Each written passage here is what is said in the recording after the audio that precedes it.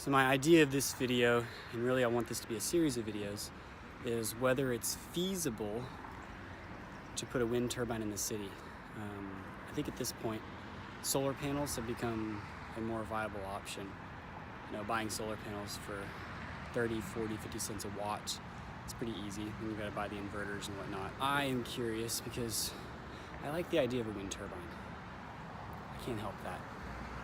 I would like to build a big A-frame, old-style windmill type of tower in the front yard, about 30 foot tall, which is the height of this weather vane right here, and put a windmill on it. I think it would be cool. So putting up this weather vane so that I can measure the speed. This will historically log the wind speed. So I figure if I can, my initial plan is to log it over a month, see if I can find some other data for the area and see how it compares with the data that is already published, and then extrapolate that out to 12 months and see what would the return on investment be for a wind turbine, assuming that the specs are correct on the wind turbine. And that's another thing. A lot of these 500 watt, 400 watt wind turbines seem to be overrated. They seem to be overrated.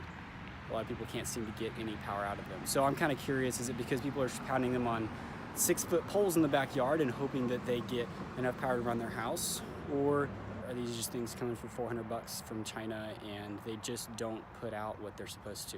So that's gonna be another part of this, is when I get to putting up the wind turbine, finding out if it measures up to its rated capacity.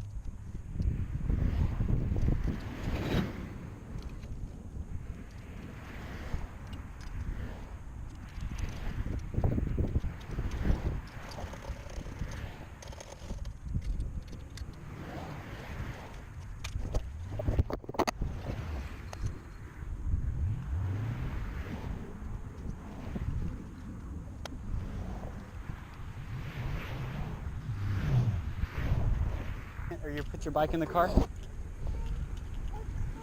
Okay.